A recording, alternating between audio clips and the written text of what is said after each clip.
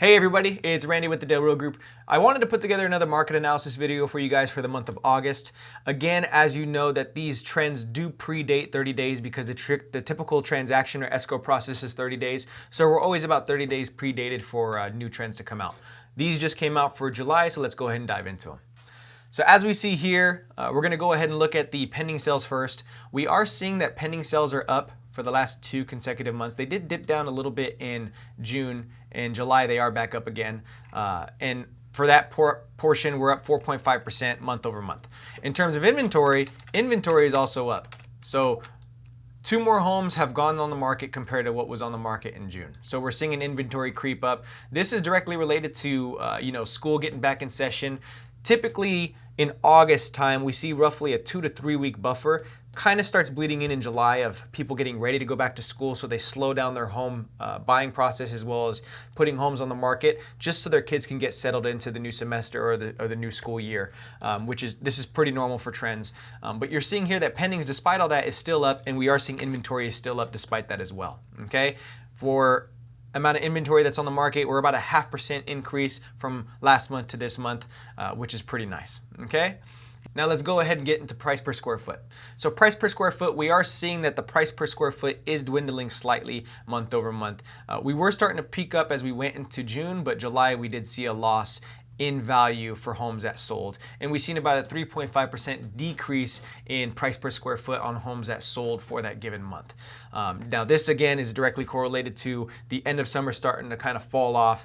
Also, interest rates have peaked again. So interest rates went from about a 6.5% up to 7% at the very end of July, which slowed things down by a good amount, okay? Now, what this means for everybody, again, it's kind of the same sentiment as we had the whole year. If you're buying a home, know that prices are more expensive right now, so you're gonna be a lot more selective on the home that you choose. However, as we looked at the inventory like we're looking right here, it's historically low still. Despite the increase in inventory over the last couple of months, we are still at historical low, so there's not a whole lot of homes on the market. So if you're priced well as a seller, it's gonna sell. It might just take a little bit longer because these rates have come up, or you may get a small credit on the back end that buyers are asking for. Because since when interest rates go up, it gives buyers a little bit more of an incentive to ask for a credit because their payment from that 6.5% to 7% jumped up roughly $250 a month, right? So it's more expensive for them to stomach. So a lot of buyers are still asking for credits to go ahead and lower their monthly payment to make it a little bit more digestible for them on that mortgage, okay? Now, when it comes to the amount of homes a home is sitting on the market, amount of time a home is sitting on the market, we're seeing that trend down. So despite the prices dropping, like we've seen on price per square foot, we're also seeing the amount of time it takes for a home to sell drop down as well.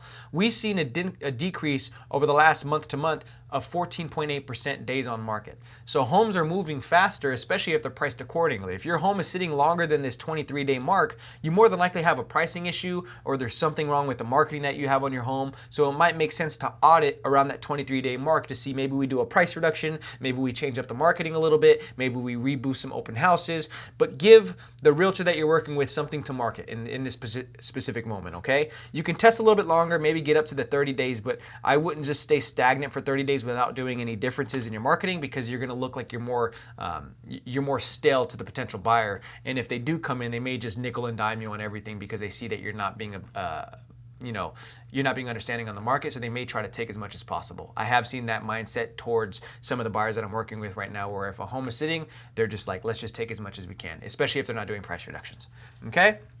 So that's what we're seeing there for the trends. Again, interest rates just came back up to 7%. I think we're at 7.15 for 30-year fixed as of now. Inventory still at a historical low. Kids are going back to school, which is slowing the market down just slightly for the next couple of weeks while they get settled in. And we are seeing inventory continue to creep up as well as we enter the winter season. So if you guys have any more questions, feel free to let me know. I'm always here and available for you. Feel free to text me, call me, or email me, and I'll go ahead and dive into the details a little bit more. If you want a home valuation for your specific home, let me know and I can put one together. No issue at all, no hassle at all. I can email it over to you, or we can meet to go over things line by line item. And if you're a buyer and it's your first time buying a home, feel free to give me a call and I can set up a buyer 101 with you, or you come into my office, we sit together and I break down the entire buying process in a nutshell for you so you have all of your questions answered, okay? Other than that, I hope you guys have an awesome rest of your month of August. We're about halfway through, which is insane, halfway through the month already. This year is flying by. And yeah, if you need anything at all, I'm always here for you, regardless of buying or not. My job is just to make sure that you're educated and informed, and that's what I get a kick out of. Not just selling you a house and selling your house, but ultimately keeping you educated and informed. Okay, so Randy with the Del Real Group. I hope you guys have a great rest of the August, and if you have any questions, again, reach out to me. Take care, everybody.